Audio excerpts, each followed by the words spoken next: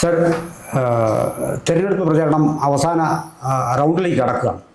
ആദ്യ ദിവസങ്ങളിലുണ്ടായിരുന്ന കാര്യങ്ങളൊക്കെ മാറി മറിഞ്ഞിരിക്കുന്നു. പുതിയ പുതിയ സംഭവങ്ങൾ വരുന്നു. ഇപ്പോഴത്തെ സാഹചര്യം പരിശോധിച്ചാൽ ഏതൊക്കെ മുന്നണിക്കാണ്, ഏതൊക്കെ തരത്തിലാണ് അവരുടെ സാധ്യതകൾ? നമുക്ക് ആദ്യം LDF നിന്ന് തുടങ്ങാം. എന്താണ് സാർ പൊതു സാഹചര്യം പറഞ്ഞതിന് ശേഷം ഓരോ മുന്നണികളായിട്ട് വിലയിരുത്താം? സാറേ, പൊതുവായിട്ട് ഞാൻ വിലയിരുത്തുമ്പോഴേ, ശരിക്കും പറഞ്ഞാൽ ഇലക്ഷൻ പ്രഖ്യാപിക്കുമ്പോഴേ ഒരു ഭരണവിരുദ്ധ വികാരം കേരളത്തിൽ വളരെ ശക്തമായിരുന്നു. ഒരു തരംഗം പോലെ വരുന്നതായിട്ടാണ് എനിക്ക് അന്ന് തോന്നിയത്. ഇലക്ഷൻ അടുത്തടുത്തടുത്ത് വരുമ്പോൾ UDF സാവധാനം പ്രതിരോധത്തിലേക്ക് നീങ്ങുകയാണ്. ആ ഒരു തരംഗത്തിൻ്റെ ബാഹുല്യം കണ്ടുകൊണ്ടായിരിക്കാം ഒരു പക്ഷേ VD സതീശൻ പറഞ്ഞത് 100 സീറ്റിലധികം കിട്ടിയില്ലെങ്കിൽ ഞാൻ രാഷ്ട്രീയ വനവാസത്തിന് പോകും. അടുത്തടുത്ത് വന്നു കഴിഞ്ഞപ്പോൾ അദ്ദേഹം അതിൻ്റെ യാഥാർത്ഥ്യം മനസ്സിലാക്കി. അതുകൊണ്ട് ഇപ്പോൾ അതിനകത്ത് ഉറച്ചു നിൽക്കുന്നൊന്നുമില്ല. ആ ആളുകൾക്ക് ആവേശം കൊടുക്കാൻ പറഞ്ഞെന്ന് മാത്രമേ ഉള്ളൂ. LDFന് ആദ്യം ഉണ്ടായിരുന്നൊരു കാര്യം വെച്ചാൽ ഈ ഭരണവിരുദ്ധ വികാരം വളരെ ശക്തമായിരുന്നു. കാരണം ഗവൺമെൻറ് നടത്തിയ ഒരുപാട് കാര്യങ്ങൾ പരിപൂർണമായി നമ്മുടെ ക്രമസമാധാന നില തകർന്ന് തരിപ്പണമായിപ്പോയി. പോലീസ് സ്റ്റേഷൻ ചെന്നാൽ നീതി കിട്ടാത്ത ഒരു സ്ഥിതിയിലേക്ക് കേരളം മാറി. അത് സാധാരണ പൗരന് ഫീൽ ചെയ്യുന്നൊരു കാര്യമാണ്. അതടക്കമുള്ള ഒരുപാട് കാര്യങ്ങൾ. പിന്നെ അഴിമതി കൊടി കുത്തി വാഴുകല്ലായിരുന്നു. ഇതെല്ലാം കേരളം കണ്ടുകൊണ്ടിരിക്കുകയാണ്. അങ്ങനെ ശക്തമായൊരു ഭരണവിരുദ്ധ വികാരം. പിന്നെ സ്വാഭാവികമായും 10 കൊല്ലം ഒരു ഗവൺമെൻറ് തുടർന്ന് ഭരിച്ചു കഴിയുമ്പോൾ ഉണ്ടാകുന്ന സ്വാഭാവികമായ ആൻറ്റി ഇൻകംബൻസി, ഇതൊക്കെ ഇടതുപക്ഷത്തിന് എതിരായിരുന്നു. പക്ഷേ ചെറിയൊരു ഷിഫ്റ്റ് അവിടെ വന്നത്, നമ്മൾ ചില ആളുകളോട് സംസാരിക്കുമ്പോൾ നമുക്ക് മനസ്സിലാക്കാൻ പറ്റുന്ന ഒന്ന്, UDF കാണിച്ച ഒരു പൊളിറ്റിക്കൽ ബ്ലണ്ടർ അവർ ജമാഅത്തെ ഇസ്ലാമിയെ കൂട്ടുപിടിച്ചതാണ്. അതോടുകൂടി ഭൂരിപക്ഷ സമുദായത്തിൻ്റെ മനസ്സിൽ ആശങ്കയായി. മുസ്ലിം ലീഗും ജമാഅത്തെ ഇസ്ലാമിയും ഒന്നിച്ച് പിന്നെ UDFിലേക്ക് വരുമ്പോൾ ഇത് ആകെപ്പാടെ നമുക്കിവിടെ ജീവിക്കാൻ കഴിയാത്ത ഒരു സാഹചര്യത്തിലേക്ക് കാര്യങ്ങൾ മാറുമോ? വലിയ ഭൂരിപക്ഷത്തിലാണ് അവർ ഭരിക്കുന്നതെങ്കിൽ ലീഗ് ഇതിനെ നിയന്ത്രിക്കില്ലേ? ഉപമുഖ്യമന്ത്രി സ്ഥാനം അവർക്ക് ചോദിക്കാം. അതുപോലെ തന്നെ സ്വാഭാവികമായിട്ട് വിദ്യാഭ്യാസം അവർക്കുള്ളതാണല്ലോ, അത് അവർക്ക് പരമ്പരാഗതമായിട്ട് പതിച്ചു കിട്ടിയിരിക്കുന്നതാണല്ലോ. ഇതൊക്കെ ഒരു വർഗീയ കക്ഷിയുടെ കയ്യിലേക്ക് പോയാൽ എങ്ങനെ സാധാരണ പൗരന്മാർക്ക് ഇവിടെ ജീവിക്കാൻ കഴിയും? പ്രത്യേകിച്ച് ഹിന്ദു ഭൂരിപക്ഷം 50% എന്തായാലും ഹിന്ദുക്കളുണ്ടല്ലോ ഇവിടെ. അവരെ ഇവിടെ ഈ നാട്ടിൽ എങ്ങനെ ജീവിക്കും എന്നുള്ളൊരു ആശങ്ക നാൾക്ക് നാൾ വർദ്ധിച്ചു വരുന്നതായിട്ടാണ് എനിക്ക് കാണാൻ കഴിയുന്നത്. അപ്പോൾ സ്വാഭാവികമായിട്ട് നമുക്ക് ചോദിക്കാം, ജമാഅത്തെ ഇസ്ലാമി UDFിൻ്റെ കൂടെ ഉണ്ട്, ഓക്കെ, പക്ഷേ PDP ഇടതുപക്ഷത്തിൻ്റെ കൂടെ ഇല്ലേ? SDPI ചിലയിടത്തൊക്കെ ഇടതുപക്ഷത്തിനെ സപ്പോർട്ട് ചെയ്തിട്ടില്ലേ? അതൊരു ഫാക്റ്റാണ്. പക്ഷേ അതിൻ്റെ ഒരു പ്രത്യേകത, UDFിൽ നിൽക്കുന്ന മുസ്ലിം ലീഗിനോ അതല്ലെങ്കിൽ UDFിൽ നിൽക്കുന്ന ജമാഅത്തെ ഇസ്ലാമിക്കോ കിട്ടുന്ന പ്രാധാന്യം ഒരിക്കലും LDFിൽ ഇവർക്ക് കിട്ടില്ല. അവരധികാരം പിടിക്കാൻ ഇവരെയൊക്കെ ഉപയോഗിക്കും. പക്ഷേ ഗവൺമെൻറ് നയസമീപനങ്ങളിലൊന്നും അവർക്ക് ഒരു സ്വാധീനം ചെലുത്താൻ പറ്റുകയില്ല. INL ഉണ്ടായിരുന്നല്ലോ, പിന്നെ ഇവരുടെ കൂടെ LDFിൻ്റെ കൂടെ അഹമ്മദ് ദേവർകോവിൽ എന്ന് പറഞ്ഞ ഒരാൾ കുറേ കാലം ഇവിടെയൊക്കെ കറങ്ങിയ ഒരു സ്റ്റേറ്റുകാരെ നടന്നതിനപ്പുറത്ത് ഭരണത്തിൽ അഹമ്മദ് ദേവർകോവിലിന് എന്താ ചെയ്തത്? അദ്ദേഹത്തിൻ്റെ പേഴ്സണൽ സ്റ്റാഫിലോട്ട് കുറേ ആളുകളെ വയ്ക്കാൻ പറ്റി എന്നുള്ളതിനപ്പുറത്ത് അദ്ദേഹത്തിനൊരു സംഭാവന ചെയ്യാൻ പറ്റിയില്ല, ഒരു കാര്യം നിയന്ത്രിക്കാൻ പറ്റിയില്ലല്ലോ. അതേസമയം UDFിൽ അങ്ങനെയല്ല. UDFിൻ്റെ നിയന്ത്രണം മുഴുവൻ ലീഗിലാണ്. ലീഗ് നിയന്ത്രിക്കുന്ന ഒരു UDF കേരളത്തിൽ വന്നാൽ അത് അപകടം ചെയ്യും എന്ന് ചിന്തിക്കുന്ന ഹൈന്ദവരുടെ എണ്ണം കൂടി വരുന്നുണ്ട് എന്നാണ് ഞാൻ സാറിനോട് പറഞ്ഞത്. എൻ്റെ ഒരു നിരീക്ഷണത്തിൽ എനിക്ക് ബോധ്യപ്പെട്ട ഒരു കാര്യമാണ് ഈ വിഷയം തന്നെ. അതായത് LDFിൻ്റെ കൂടെ ഉണ്ടല്ലോ എന്ന് പറഞ്ഞപ്പോൾ LDF പരിശുദ്ധന്മാരൊന്നും അല്ല, LDF പരിശുദ്ധന്മാരെ അല്ല, LDFിനോട് ആളുകൾക്ക് താല്പര്യവുമില്ല. പക്ഷേ ഈ വർഗീയ കക്ഷികൾ UDFിൽ ചെന്ന് കഴിയുമ്പോൾ നമ്മുടെ ജീവിതം ദുസ്സഹമാകുമോ എന്ന് ധരിക്കുന്നു. ഭയപ്പാടുള്ള പ്രശ്നം. സാർ എങ്ങനെയാണത് കാണുന്നത്? സാറേ, അത് ഉറപ്പായും കാരണം വെച്ചാൽ ആദ്യ ദിവസങ്ങളിലുണ്ടായിരുന്ന ഒരു, ഞാൻ നേരത്തെ പറഞ്ഞിരുന്ന ഒരു ഭരണവിരുദ്ധ വികാരം എന്നുള്ളതിലുപരി അങ്ങനെ ഒരു സംഭവം, ഒരു നറേറ്റീവ് ക്രിയേറ്റ് ചെയ്യാൻ വാസ്തവത്തിൽ പ്രതിപക്ഷ കക്ഷികൾക്ക് സാധിച്ചു എന്നുള്ളതാണ് ഞാൻ കണക്കാക്കുന്നത് ആദ്യം മുതൽ തന്നെ. അതുകൊണ്ടാണ് വാസ്തവത്തിൽ ഞാൻ എപ്പോഴും പറയുന്നുണ്ട്, കഴിഞ്ഞ തവണ മോദി സർക്കാർ 3ാമത് അധികാരത്തിൽ വരുന്നതിന് തൊട്ട് മുമ്പ് ഈ 400+ പറഞ്ഞിരുന്നു. അപ്പോൾ അങ്ങനെ അതൊരു നറേറ്റീവാണ് ക്രിയേറ്റ് ചെയ്തത്. അപ്പോൾ അങ്ങനെ ഒരു നറേറ്റീവ് വാസ്തവത്തിൽ ഇലക്ഷൻ്റെ പോകുന്ന ആദ്യ ദിവസങ്ങളുണ്ടായിരുന്നു. പോകെ സാറ് പറഞ്ഞത് തന്നെയാണ് ശരി. ഇതിപ്പോൾ സ്വാഭാവികമായും കേരളത്തിലെ കഴിഞ്ഞ വർഷങ്ങളിൽ സംഭവിക്കാതിരുന്ന ഒരു ധ്രുവീകരണം ഈ ഒരൊറ്റ കാരണത്തിൻ്റെ പേരിൽ അത് സ്വാഭാവികമായിട്ടും ഇടതുപക്ഷത്തേക്ക് എന്തൊക്കെ ഞാൻ പലരോടും സംസാരിച്ചു, പല ആൾക്കാരും പറയുന്നത് ഇത് സർക്കാരെ കൊണ്ട് പൊറുതിമുട്ടി എന്നുള്ളൊരു ഉറപ്പ് പറയുന്നു. കാരണം അങ്ങനെയാണ്, താഴെ തട്ടുപോലാണ്. പക്ഷേ വലിയ തോതിലുള്ള പ്രശ്നങ്ങൾ സംഭവിക്കുന്നു. പക്ഷേ തൽക്കാലം അവർ തന്നെ തുടരുന്നതാണ് രാഷ്ട്രീയമായും നമുക്ക് നമ്മുടെ ഭൗതിക സാഹചര്യത്തിലും നല്ലത്. അതാണ് കാരണം പലരും പറയുന്നത് അമിത പ്രീണനം മറ്റു ഭാഗത്തേക്ക് പോകുന്നു. അത് സത്യം തന്നെയാണ്. അങ്ങനെ വന്നാൽ സ്വാഭാവികമായും ഇപ്പോൾ കാണുന്നത്, എൻ്റെ ഒരു ചിന്താഗതി എന്ന് പറയുന്നത്, ഇനി വരും ദിവസങ്ങളിൽ ഒരു 2-3 ദിവസം കൂടി, ഇനി 8 ദിവസമാണുള്ളത്, 2-3-4 ദിവസം കൂടി കഴിയുമ്പോൾ അവസാനം 3 ദിവസം ഇത് വല്ലാത്ത രീതിയിൽ ഇടതുപക്ഷം കൃത്യമായിട്ട് തന്നെ നമ്മൾ എത്രയൊക്കെ തള്ളിക്കളഞ്ഞാലും പിന്നെ പിണറായി വിജയൻ എന്ന് പറയുന്ന രാഷ്ട്രീയ നേതാവിൻ്റെ ഇലക്ഷൻ ജയിക്കാനുള്ള തന്ത്രങ്ങൾ ഒരുപക്ഷെ പിന്നെ ആദ്യ ദിവസങ്ങളിൽ ഞാൻ സാർ ചോദിച്ചുകൊണ്ട് പറയുകയാണ്, ഇലക്ഷൻ തന്നിലേക്ക് ശ്രദ്ധ ആകർഷിക്കുന്നതിൽ പിണറായി വിജയൻ വിജയിച്ചു. അത് പക്ഷേ നെഗറ്റീവ് ആണെങ്കിൽ ശരി എന്നുള്ളത്. അവർ ഈ വലിയ തോതിൽ ഈ യാത്രയൊക്കെ കഴിഞ്ഞ് ഈ ഇലക്ഷൻ തുടങ്ങുന്ന ദിവസങ്ങളിൽ തന്നിലേക്ക് അദ്ദേഹത്തിൻ്റെ മൈക്കിൻ്റെ കുറച്ച് തിരിച്ചടിച്ചേക്കാം. പക്ഷേ എങ്കിൽ പോലും ഈ ഭരണവിരുദ്ധ വികാരം എന്നുള്ളത് മാറി അല്പസ്വല്പം എതിർപ്പ് ഉള്ളതെന്ന് പറയുന്നത്, ഈ വീട്ടിൽ പോയി ചോദിക്കുന്നു എന്ന് പറയുന്നത് വല്ലാതെ ആൾക്കാരെ, ഈ മാറി നിന്ന ആൾക്കാരെ ഒന്ന് വീണ്ടും ആശങ്കയിലാക്കിയതാണ്.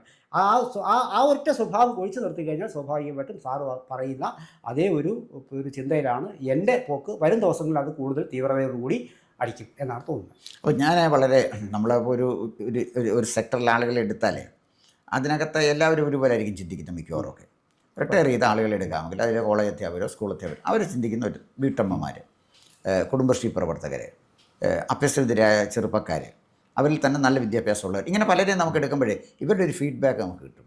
അപ്പോൾ അതിനകത്ത് വളരെ രസകരമായൊരു കമൻറ്റ് ഒരു ചെറുപ്പക്കാരൻ എന്നോട് പറഞ്ഞത്. അയാൾ പറഞ്ഞ അയാൾക്കൊരു ചെറുപ്പക്കാരൻ എന്ന് പറഞ്ഞാൽ അദ്ദേഹത്തിന് ഒരു 40-45 വയസ്സുണ്ട്, IT ഫീൽഡിൽ വർക്ക് ചെയ്യുന്ന ആളാണ്. അദ്ദേഹം പറഞ്ഞത്, ഞാൻ കണ്ടിട്ടുള്ള, എനിക്ക് മനസ്സിലാക്കാൻ കഴിഞ്ഞിട്ടുള്ള ഏറ്റവും വൃത്തികെട്ട ഗവൺമെൻറ്റായിരുന്നു ഈ 10 കൊല്ലം കേരളം ഭരിച്ചുകൊണ്ടിരുന്നത്. ഏറ്റവും വൃത്തികെട്ട ഗവൺമെൻറ്റായിരുന്നു. 2024 ഇതിനെക്കാട്ടി വൃത്തികെട്ടൊരു ഗവൺമെൻറ് വരണം. അതാണ് വളരെ സർക്കാസ്റ്റിക്കായിട്ടാണ്. ഏറ്റവും വൃത്തികെട്ടൊരു ഗവൺമെൻറ് ഭരിച്ചു 10 കൊല്ലം. Okay, agreed. ഇനി 2024 ഇതിനെക്കാട്ടി വൃത്തികെട്ട ഗവൺമെൻറ് വന്നാൽ നമ്മൾ എങ്ങോട്ട് പോകും? കാരണം ഈ ഹുക്കുമത്തെ ഇസ്ലാമി, അതാണല്ലോ ജമാഅത്തെ ഇസ്ലാമിയുടെ മുദ്രാവാക്യം തന്നെ എന്ന് പറഞ്ഞാൽ ദൈവരാജ്യം സ്ഥാപിക്കുക, ദൈവത്തിൻ്റെ ഭരണം കൊണ്ടുവരിക. അത് മാറി സതീശൻ പറഞ്ഞു നോക്കും. സതീശൻ ജമാഅത്തെ ഇസ്ലാമിയുടെ സ്ഥാപകനാണെന്നു. അത് മൗദൂദിയല്ലയോ?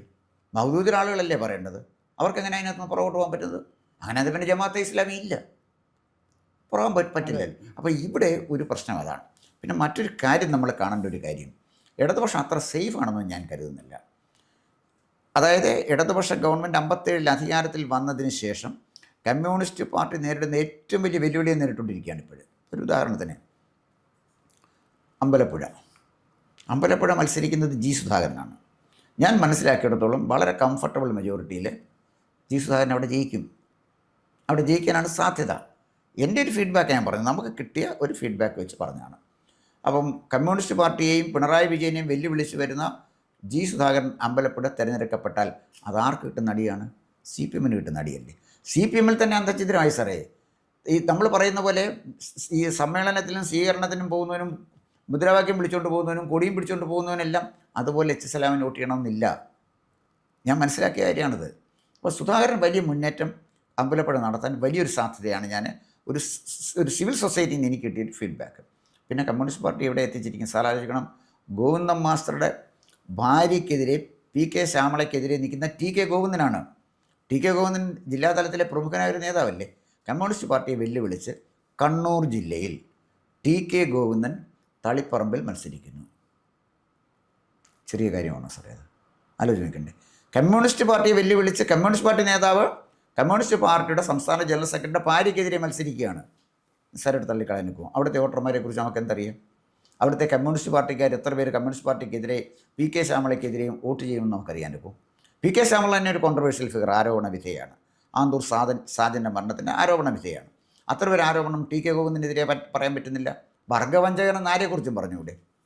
വർഗ്ഗവഞ്ചകനൊന്നും എടുക്കുന്ന കാര്യമേ അല്ല, അതൊന്നും ജനം എടുക്കുന്ന കാര്യം. എന്തോ വർഗ്ഗവഞ്ചകൻ? ഏത് വർഗ്ഗത്തിനെയാണ് വഞ്ചകൻ? ആരെയാണ് വഞ്ചിച്ചത്? ഭാര്യയെ സ്ഥാനാർത്ഥിയാക്കി നിർത്തുന്ന വർഗ്ഗത്തിനെയാണ് വഞ്ചിച്ചത്. അതൊന്നും അവിടെ നടക്കുകയില്ല.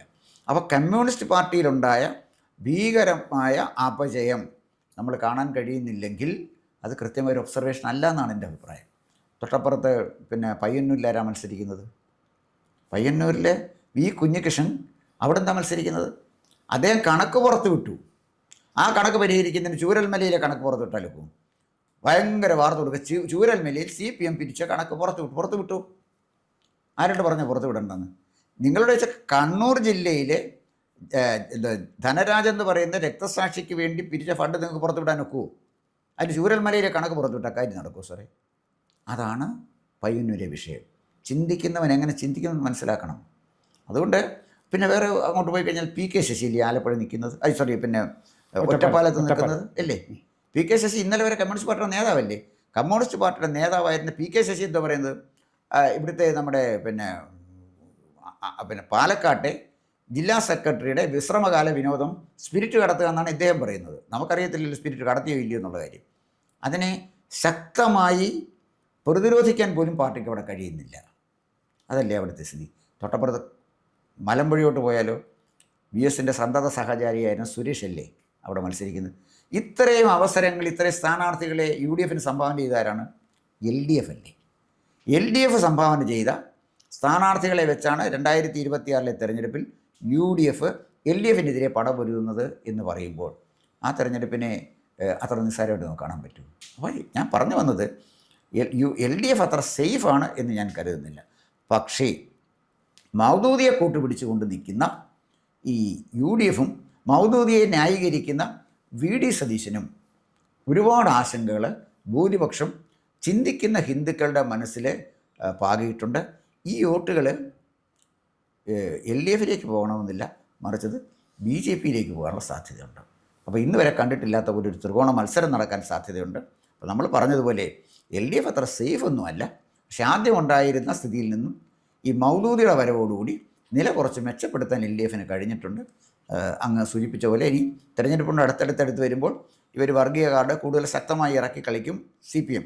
ആ വർഗീയ കാർഡ് ഇറക്കി കളിക്കുമ്പോൾ വോട്ടറുടെ മനസ്സിലുണ്ടാകുന്ന ആശങ്ക ഇടതുപക്ഷത്തിന് അനുകൂലമായി വരുമോ അതോ BJPക്ക് അനുകൂലമായി വരുമോ എന്ന് കാണേണ്ടിയിരിക്കുന്നു. കാരണം ഈ മൗദൂദിയെയും അതുപോലെ തന്നെ SDPയെയും ഒക്കെ ഒരുപോലെ പ്രതിരോധിക്കണമെങ്കിൽ ഭാരതീയ ജനതാ പാർട്ടിയുടെ വളർച്ച ഇവിടെ ആവശ്യമാണെന്ന് കരുതുന്ന ആളുകളുടെ എണ്ണം കൂടി വരുന്നതുകൊണ്ടല്ലേ 20% എത്തിയത് അല്ലേ? BJP ഒറ്റ പാർട്ടിയല്ലേ ഉള്ളൂ. 2020 ഇന്നലെയല്ലേ വന്നത്. ഒരു 2020 ഇല്ലാതല്ലേ 20% അവരെത്തിയത്. അത് നിസ്സാരമായിട്ട് നമുക്ക് കാണാൻ പറ്റും. അതുകൊണ്ട് തെരഞ്ഞെടുപ്പിൽ LDFൻ്റെ സ്ഥിതി മെച്ചപ്പെട്ടെന്നോ പിണറായി വിജയൻ്റെ ജനസമ്മതി വർദ്ധിച്ചെന്നോ ഞാൻ കരുതുന്നില്ല. അതുകൊണ്ട് ഈ തെരഞ്ഞെടുപ്പ് BJPക്ക് ഇടതുപക്ഷത്തിന് കടുത്തൊരു വെല്ലുവിളി തന്നെയായിരിക്കും എന്നാണ് ഞാൻ കരുതുന്നത്. കൂടുതൽ വാർത്തകളും വിശേഷങ്ങളും നേരിട്ട് ലഭിക്കാൻ ജനങ്ങളിൽ നിന്ന് ജനങ്ങളിലേക്ക് ജനഭൂമി ന്യൂസ് സബ്സ്ക്രൈബ് ചെയ്യൂ. ബെൽ ബട്ടൺ അമർത്താനും മറക്കരുത്.